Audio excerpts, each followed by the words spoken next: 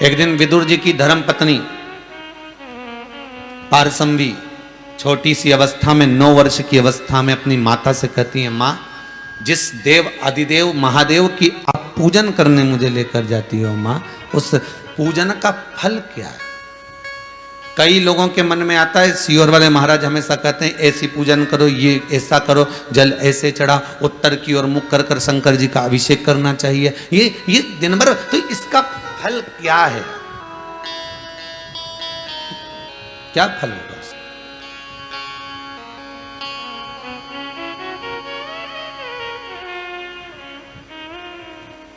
अरे भाई, गीता जी में वर्णन किया है मेरे ठाकुर जी ने, गीता जी में मेरे भगवान कृष्ण वर्णन करते हैं कि तू कर्म करे जा, फल की चिंता बिल्कुल मत कर, तू तो अपना काम कर।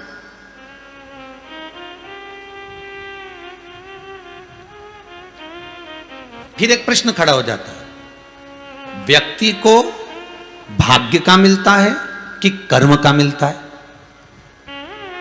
क्योंकि दुनिया के कई लोग ऐसे हैं जो अपने भाग्य पर विचार कर कर बैठे कि अभी समय नहीं अच्छा, अब समय जब अच्छा आएगा तब मिलेगा, अभी समय अच्छा नहीं है, जब आएगा तब मिलेगा, अभी समय अच्छा नहीं है, ऐसा। तो वो भाग्य का इंतजार कर रहे हैं कि आएगा, समय आएगा, और मालूम पड़े आया भी और चले भी गया, क्योंकि तुम उसमें कर्म ही नहीं कर पाए।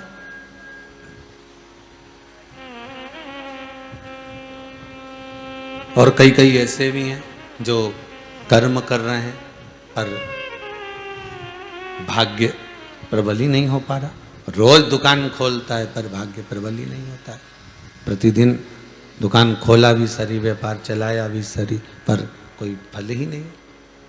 कजन कितने व्यापार बदल कर भी देख लिया, फिर भी फायदा नहीं, कर्म तो कर रहा। फिर मन में आया कि कर्म का मिला कि भाग्य का मिला। सरल भाषा में समझना, बैंक के लॉकर में आप अपनी रकम रखने जाते हो, अंगूठी, चेन, मोबाइल, पर्स, जो भी कुछ बैंक के लॉकर में जो तुम्हारे पास में दौलत है, सत्ता है, वो तुम लॉकर में रखने जाते हो। उस बैंक के लॉकर के 2 चाबी होती है, एक मैनेजर के पास होगी, एक आपके पास होगी। मैनेजर अपनी चाबी को कितना भी घुमा ले, लॉकर खुलेगा क्या? नहीं। और आप चले जाओ अंदर और अपनी चाबी कितनी भी घुमा लो, लॉकर खुलेगा क्या? नहीं। मैनेजर भी चाबी घुमा कर देख ले तो लॉकर नहीं खुलने वाला, और आप भी अपनी चाबी घुमा कर देख लो तो लॉकर नहीं खुलने वाला। लॉकर कब खुलेगा? लॉकर किस समय खुलेगा? कि तुम अपनी चाबी तो घुमा रहे हो, पर मैनेजर आएगा, चाबी घुमा कर जाएगा और लॉकर एक क्षण में खुल जाएगा। उसी तरह शिव महापुराण की कथा कहती है कि कर्म करे जाओ, कर्म की चाबी को घुमाए जाओ, कर्म की चाबी को आप घुमाने में देरी मत करो, कर्म करे जाओ, कर्म करते जाओ, करते जाओ, करते जाओ, और परमात्मा के चरणों में विनती करते जाओ कि तू भाग्य की चाबी घुमाने जरूर आ जाना। और वो मैनेजर जब आएगा, अपनी चाबी घुमा कर जाएगा और लाकर खुल जाएगा। कर्म आपको करना है, फल वो दे।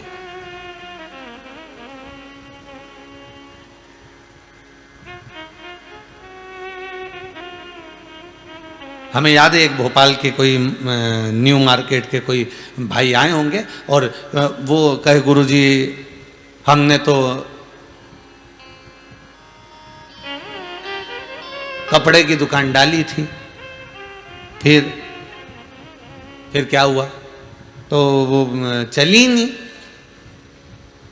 और इतनी विनती करके गए, तब हमने भगवान को प्रसाद भोग सब लगाया, सब सारा काम भी करा हमने, और 15-20 दिन चली, फिर चली नहीं।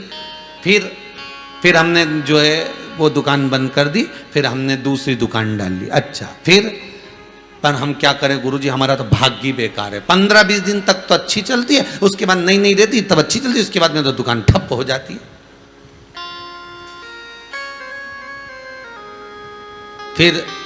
फिर हमने वो वाली दुकान भी बंद कर दी। अच्छा, फिर हमने कोई दूसरी डाली और दूसरी डाली, फिर हमने वही करना चाहा, फिर वैसा की वैसे किया, फिर 15-20 दिन चली, फिर ठप हो गई।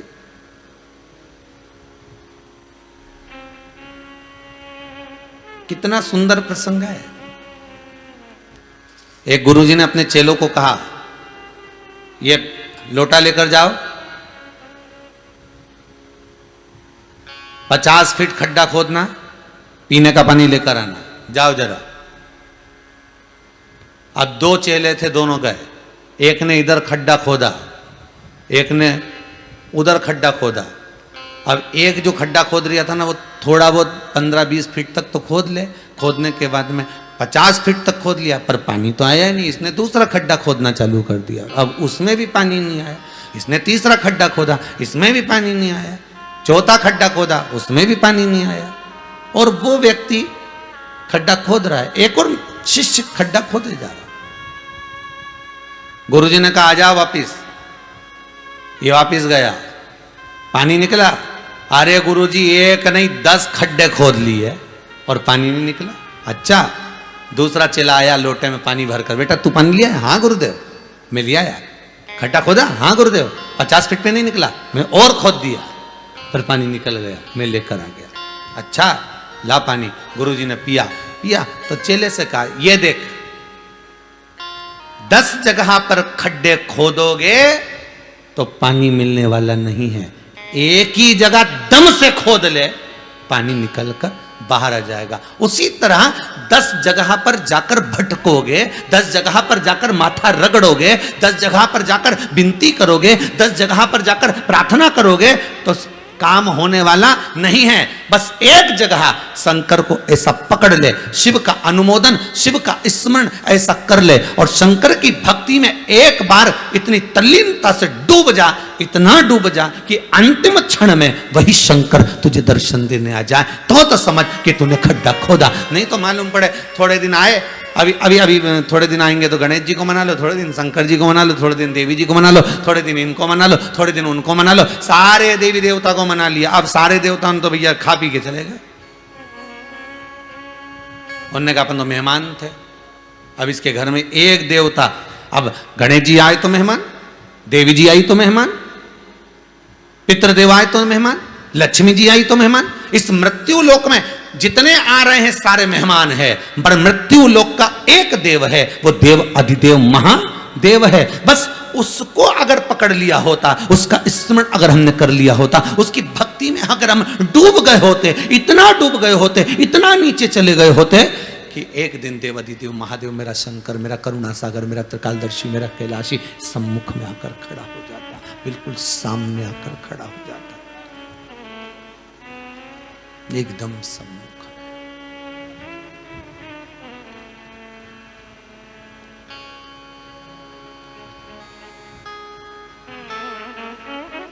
फिर कहीं चित्तवृत्ति कहीं जाए ना, मन कहीं जाए ना, विचार कहीं जाए ना, सामने खड़ा हो। विदुर जी की धर्म पत्नी बाल्यावस्था में पारसंवी कह रही है, विदुर जी की धर्म पत्नी पारसंवी कह रही है,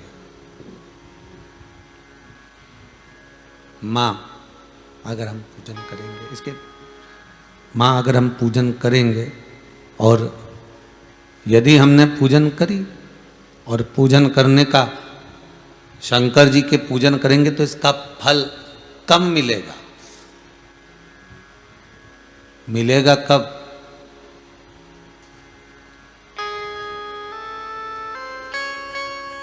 पारसंवी विदुर जी की धर्मपत्नी बाल्यावस्था में मां से प्रश्न करती है और मां उत्तर देती है। क्या उत्तर दिया मां ने? मां ने कहा, बेटा फल की कामना से किया गया कोई भी कार्य सफलता नहीं मानी गई है, उसमें सफल नहीं माना गया। तुम एक काम करो बेटा, शंकर के मंदिर में जाकर स्नान कराना, शिव जी को शंकर के मंदिर की बुआरी लगाना, झाड़ू लगाना, पोछा लगाना, शंकर का श्रृंगार करना, शंकर के भक्ति में डूबे रहना। शंकर कब फल देंगे ये मुझे मालूम नहीं, पर देगा जरूर, ये पक्का।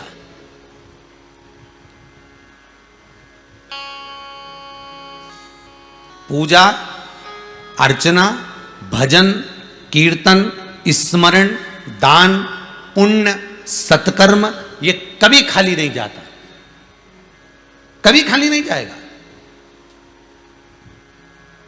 आप अगर आज ये आजीवन भोजन भंडारे के सदस्य बन गए हो और आपने आजीवन भोजन भंडारे की सदस्यता ग्रहण कर ली, मान लो आपने 21,000 रुपए जमा भी कर दिए कुबेरेश्वर धाम में और आजीवन भोजन भंडारे के सदस्य बन गए, पर ये केवल भले तुमने अपना नाम लिखा या भले तुमने अपनी तारीख लिखाई कि इस तारीख को हमारा भोजन आजीवन चलना चाहिए, पर केवल तुम अकेले नहीं तरे हो, तुम अकेले को मोक्ष नहीं मिला, तुम अकेले को तारणता नहीं मिली है। अर्थात जितने भी तुम्हारे कुल के होंगे, जितने भी तुम्हारे परिवार के होंगे, उस दिन अगर भोजन बन रहा है, ब्राह्मण अगर भोजन कर रहे हैं, संत साधु सन्यासी तपस्वी साधक राहगीर अगर भोजन कर रहे हैं, तो उसका फल प्रत्येक जीव को मिलना है, उस कुल के व्यक्ति को प्राप्त होना।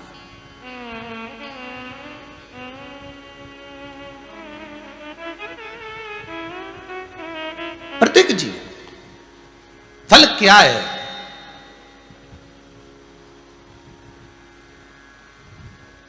रोज एक ही बात लेके मंदिर में चले जाते हो, हे भगवान छोरे को 10वीं में पास कर देना भगवान। भगवान बोले अच्छा छोरा हुआ, इसको पैदा करके ही हम परेशान हो गए। भगवान भी सोचेगा, जब से 10वीं में आया है पढ़ता खुद नहीं है और देवता उनको दिया लगाती उसकी अम्मा, दिया लगाए उसकी माता, और जब आए दिया लगाने तब एक ही बात के छोरे को 10वीं में पास कर देना। तो भगवान ने कहा कोई बात नहीं, कोरोना महामारी आने वाली है, सबको एक साथ पास कर देंगे, भले पढ़े चाहे नहीं पढ़े।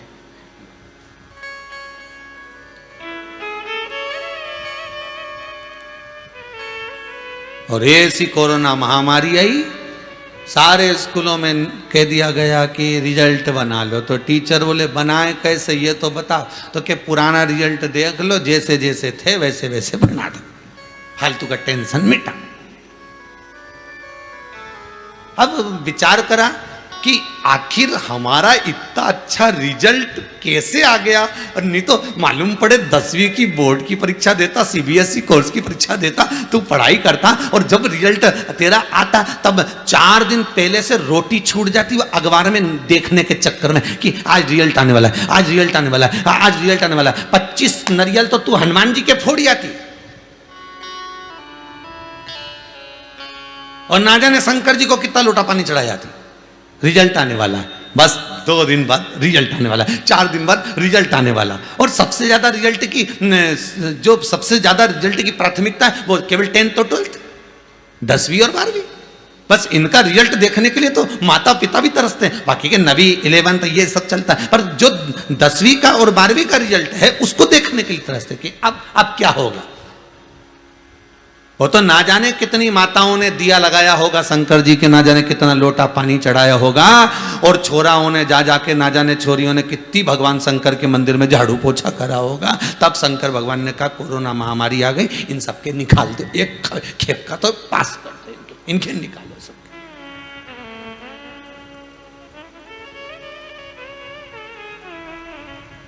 अभी अखबार में पढ़ा था, अभी कुछ दिन पहले अखबार में पढ़ा था कि एक 68 वर्ष की आयु में पेपर देने बैठा, 68 वर्ष की, पहले पेपर दिया होगा तो रिजल्ट उस समय पर नहीं आया, तो उसने दूसरा प्राइवेट फॉर्म भर दिया था, और भर दिया और लॉकडाउन लग गया, तो 68 वर्ष की आयु में 10वीं में पास होना पड़ा। अब करा नहीं करे तो कहीं करे, दिया लगाया होगा,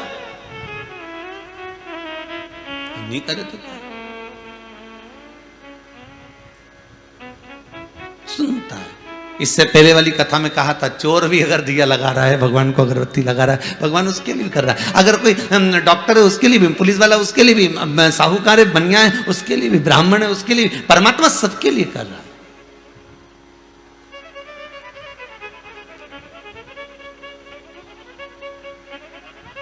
बड़ा है दयालु भोलेनाथ डमरू वाला, जिसके गले में विषधर काला, भोलेनाथ डमरू वाला। बड़ा है दयालु भोलेनाथ डमरू वाला। शिव का डमरू डम डम बाजे, बड़ा कृपालु, बड़ा दयालु।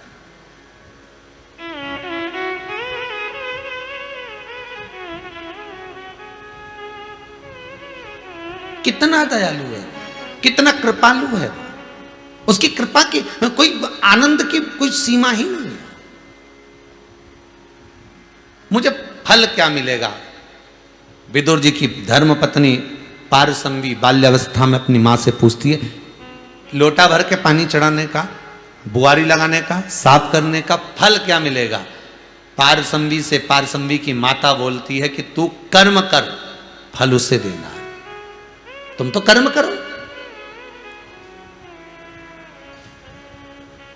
तेरे मंदिर में आना मेरा काम है, मेरी बिगड़ी बनाना तेरा काम है। मैंने मन को तो मंदिर बना ही लिया, मैंने मन को तो मंदिर बना ही लिया, उसमें मूरत बिठाना तेरा काम है। तेरी चौखट पर मैं आ तो गया, मुझे दर्शन दिखाना तेरा काम है। अब आगे मर्जी तेरी। आप तो उसके चौखट तक पहुंच जा, उसके दरवाजे तक पहुंच जा, और उसके द्वार तक जब तुम पहुंचोगे फिर मन उसका है, चित्तवृत्ति उसकी है।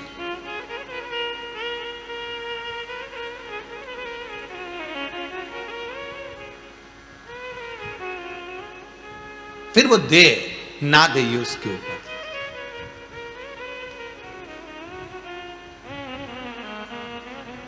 एक दिन पारसंवी पूजन करते करते 12 वर्ष की हो गई। शंकर जी के मंदिर में आज पारसंवी पहुंचकर बुआरी लगा रही थी। आपको पहले भी कथा में कहा, शिव महापुराण में, लिंग पुराण में, स्कंद पुराण में, विष्णु पुराण में, पद्म पुराण में, अग्नि पुराण में, नर्मदा पुराण में, सारी पुराणों में एक चीज जरूर लिखी है कि मंदिर में जाकर आप बेलपत्री चढ़ाओ ना चढ़ाओ, मंदिर में जाकर आप जल चढ़ाओ ना चढ़ाओ, मंदिर में जाकर आप पूजन करो ना करो, मंदिर में जाकर दिया लगाओ ना लगाओ, मंदिर में जाकर अगरबत्ती लगाओ ना लगाओ। पर सारी पुराण एक बात जरूर कहती है कि मंदिर में जब जाओ तो मंदिर में कोई गंदगी पड़ी हो, मंदिर में पानी पड़ा हो, मंदिर में कचरा पड़ा हो तो उसको साफ जरूर कर देना। कहते हैं मंदिर भगवान की चौखट को जो साफ कर देता है उसके जीवन से ना जाने कितनी विघ्न और बाधा अपने आप साफ हो जाती है।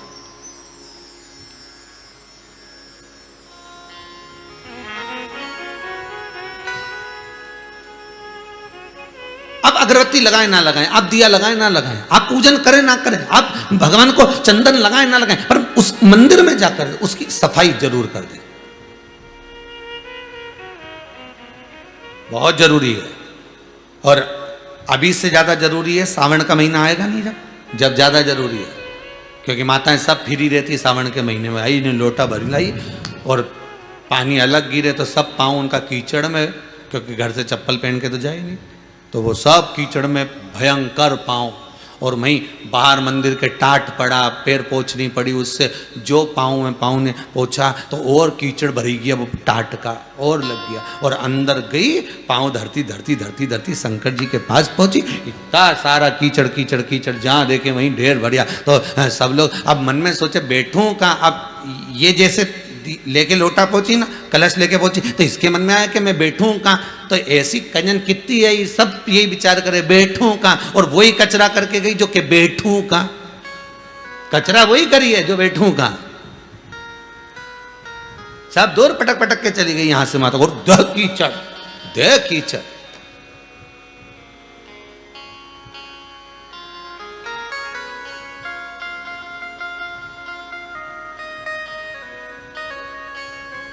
और ऊपर से बचा था तो वो सीवर वाला महाराज ने बता दिया कि काली तिल्ली चढ़ाओ, समी का पत्ता चढ़ाओ, और बचा था तो मूंग चढ़ाओ, और बचा था चावल चढ़ाओ। और मैं इतना ढेर लगा, और जो जाए काली तिल्ली चढ़े तो दूसरा पानी भी चढ़ा जा ले, यही, और मूंग चढ़े तो और पानी। तो सीवर वाला महाराज ने बोला जरूर है, पर इतना तो ध्यान रखो कि तिल्ली अगर चढ़ाई है तो उसके बाद उसको उठाकर एक कटोरे में अलग तो रख दो, पहले चढ़ा दो फिर उतार लो। अपने ऊपर ले ना, शादी में जाती हो तो कितनी जोरदार तैयार होके जाती हो, है इतना सारा सामान चढ़ा के जाती कि नहीं जाती ऊपर, है कितना सारा सामान चढ़ा के जाने, ढेर सारा पोत पुता के ने बढ़िया जोरदार। तो जब तुम शादी ब्याह में जाओ ने फंक्शन में जाओ तो इतना सामान चढ़ा के जाओ, तो तुम सोचो प्रदोष का दिन, सोमवार का दिन, शंकर भगवान का श्रृंगार का दिन, तो तुम चढ़ाओ, मना नहीं, पर उतारो भी तो। अब घर आओ तो उतारो भी नहीं उतारो। और कहीं कहीं की तो इतनी समझदार है कि शादी में जैसे ही निपटे नहीं, पार्टी में से जैसी गाड़ी में बैठी वहीं से उतारना चालू कर देवे, तो वहीं से। तो कहीं कहीं की समझदार भी रहे, ऐसा नहीं कि नहीं रहे, वो तो वहीं से चालू हो जाए। पति बोले भी सकनी बैठ जा, जरा अच्छे से बैठ जा, ये कई करी दे, मारे तो बहुत घबराहट हो रही है, इतनी घबराहट हो रही, इतनी घबराहट हो रही, मारे तो बस की नहीं, और इतना परेशान हो गई, मारे तो भगवान अब घर जाऊंगी ना नीम की उसमें डंडी डालूंगी। तो ऐसा पहन के काय को गई, क्यों गई? और ऊपर से वो हार पहन के कसा जोर तक, अब उसकी गुलाब जामुन नीचे नहीं उतरी, यहीं पड़ी गई, उतरी कहीं मतलब। भगवान बोला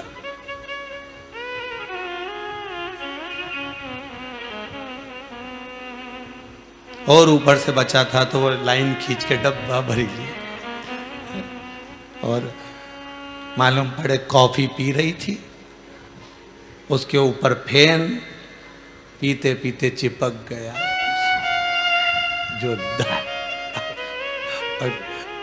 अब पहुंच सकती नहीं, क्योंकि चक्कर ये है कि इधर की इनंग पहुंच जाए तो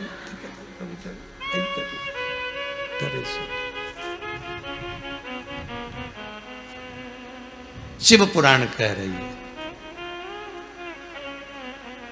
चढ़ाओ, शमी पत्र चढ़ाओ, बेलपत्र चढ़ाओ, काली तिल हो तो काली तिल, जो आप चढ़ाते हो, जहां जहां जैसा जैसा विधान है, जो जो क्रम बताया है वैसा वैसा करो, पर निवेदन है, चढ़ाने के बाद उतारो भी, चढ़ाने के बाद उतार भी, उसको एक पात्र में रख दो। पूरा की पूरा मत चढ़ाओ, थोड़ी सी काली तिली चढ़ा दी, ज्यादा लेकर आए हो तो एक और रख दो, पंडित जी से कह दो ये रखा है। मूंग ज्यादा नहीं, थोड़ा सा चढ़ाया, ये महाराज जी रखा। अब तुमने तो ऊंडे ले जाए ना, वो दूसरी आए ना, पानी ऊंडेल के चले जाने, मैं चिपक गई वो काली तिल्ली पूरी ऐसी। अब भगवान भी सोचे, बताओ जब 84 महादेव की यात्रा करी थी, जो लोग हमारे साथ में गए थे 84 महादेव करने के लिए 2-1 साल पहले, तो उस समय पर सबको मालूम होगा कि मंदिर के अंदर हमने प्रवेश नहीं दिया। जिस महादेव पे जो चीज चढ़ना थी उसके लिए एक बर्तन रख दिया, पात्र रख दिया, और उसमें आप चढ़ा दो, और वो पात्र शिव जी को छुआ दो, शंकर को।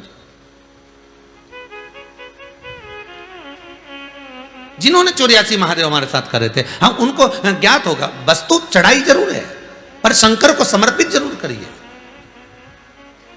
तो फिर निवेदन करेंगे, आप जाओ मंदिर में, पर मंदिर में जाते समय इतना भान जरूर रखना कि हम कुछ चंदन लगाएं, अगरबत्ती लगाएं, दिया लगाएं, धूप बत्ती लगाएं, ना लगाएं, पर शंकर के मंदिर में सफाई होना जरूरी है, शिव के मंदिर में साफ होना जरूरी है।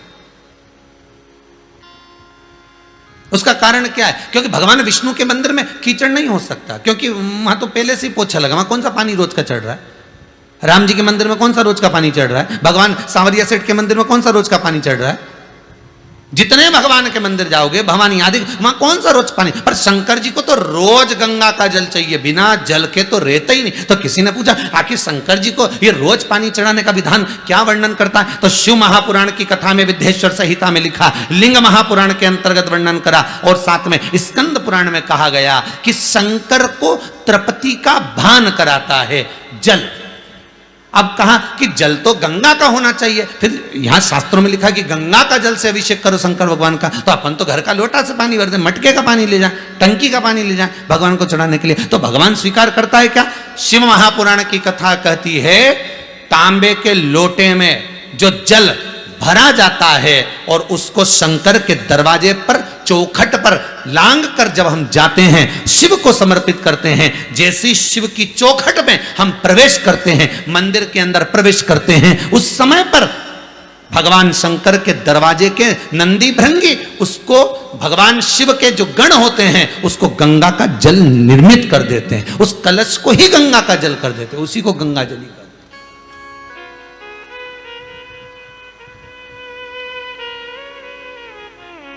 कितनी बार कहा आपको, कई बार कथा में कहा कि घर से पानी लेकर जाओ, पर मंदिर के अंदर नल लगा है, वही बाल्टी रखी है, नल चालू करा, बाल्टी में से भरा, शंकर जी को चढ़ाया। अब यहां शिव पुराण क्या करे कि चौखट में से जब आप जल लेकर प्रवेश करोगे तो वो गंगा का जल बन जाएगा।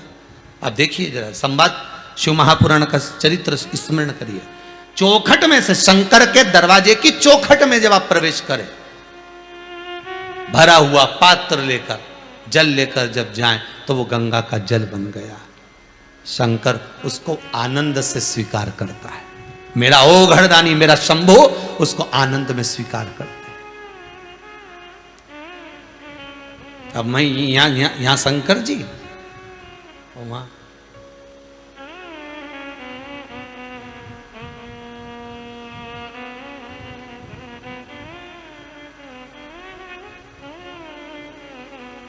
ये कुबेर भंडारी का जो मंदिर कुबेरेश्वर महादेव बन रहा है, तो कई ब्राह्मणों ने भी कहा, कई लोगों ने कहा एक काम करना गुरुजी, अंदर एक नल लगवा देना, तो लोग वहां से पानी भर लिया करें और भगवान शंकर के चढ़ा दिया करें। हमने कहा नल तो लगवाएंगे पर कुआं के पास लगवाएंगे, यहां से लोटा भर के ले जा, चढ़ा के लोटा ला के वापिस यहीं धर, पर मंदिर के अंदर नल नहीं लगवाएंगे। तुम्हारा क्या, तुम तो वहीं उंडेलती जाओ, ढोलती जाओ, उंडेलती जाओ, ढोलती। शंकर जी भी सोचे घर से तो फ्री होके आई है, वैसे भी सीहोर से 9 किलोमीटर दूर आई है, तो 9 लोटा तो चढ़ाएगी। अब वो शंकर जी को भी लगेगी ये फ्री होके तो आ गई है। अब इतनी दूर कुबेरेश्वर धाम में, सीहोर से 9-10 किलोमीटर दूर है, और ये बाईपास से इतना जंगल एरिया एकांत में, अगर कोई व्यक्ति आएगा तो क्या 15 मिनट में घर चले जाएगा वापस? वो तो आया तो 2-4 घंटा तो रुकेगा, मंदिर भी दर्शन करे, जहाँ जाए भी नहीं आए भी, और मन में आएगा तो भोजन भी कर लूँ, अब कहीं घर जाऊँ नहीं बनाऊँ कहीं करूँ, तो उसने भोजन भी, तो उसने सोचा अब शंकर जी की अच्छी जोरदार नहा के जाऊंगी, चाहे कुछ भी हो जाए। अब वो तो लगी।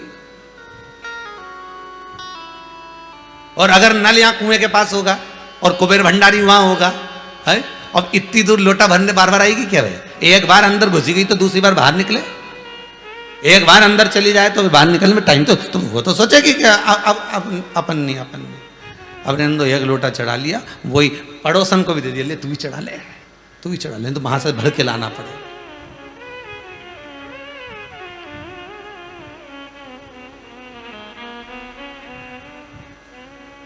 फिर कार्यकर्ता बोले एक काम करो, कुएं के पास में अपन नल लगा दो।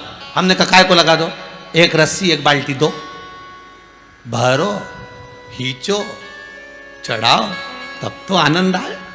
अपने हाथ का बेलपत्री का पौधा तुमने लगाया, अपने हाथ की बेलपत्री का वृक्ष लगाया, और उसकी पत्ती तोड़कर जब शंकर को चढ़ाओगे तो आनंद कितना मिलेगा। अरे सावन के महीने में इतने बेलपत्री के वृक्षों की पत्तियां लोग डाली की डाली काट लेते हैं साहब, और उसकी पत्तियां अच्छी अच्छी छाटी और डाली फेंक दी। अरे डाली तोड़ने की क्या जरूरत है? लगाया एक पौधा नहीं, लगाया एक पेड़ नहीं, और ना जाने कितने वृक्षों को बर्बाद कर दिया, और ऊपर से कि मैंने शंकर जी को रिझा लिया। शंकर भगवान ऐसे नहीं रिझते।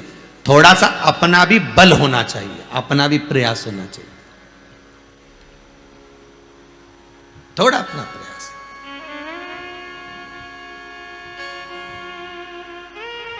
फल क्या मिलेगा? तो का फल बस यही मिलेगा कि तू जो मांगेगी वो मिलेगा।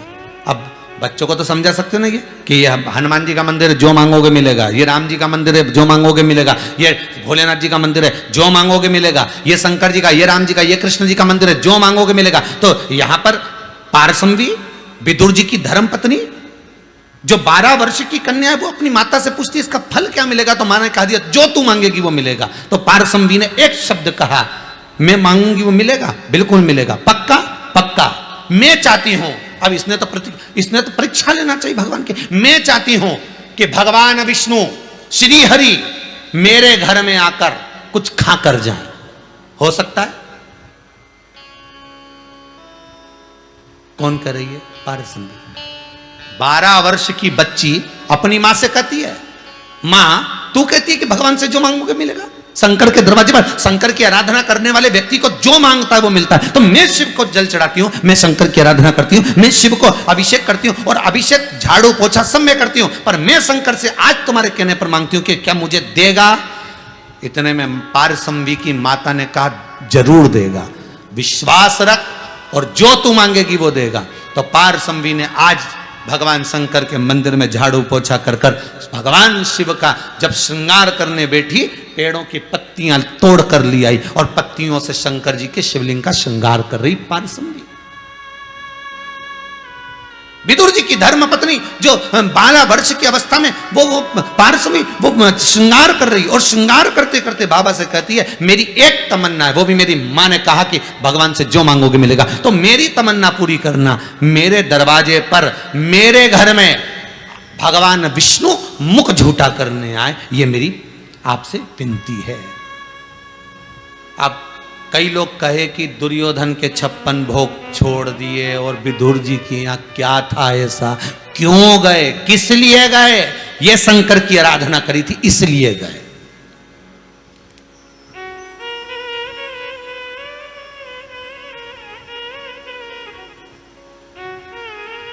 ये शिव की आराधना।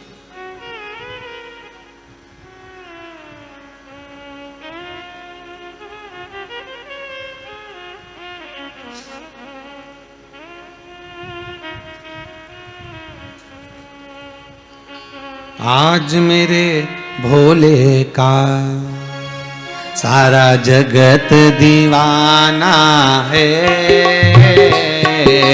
आज मेरे भोले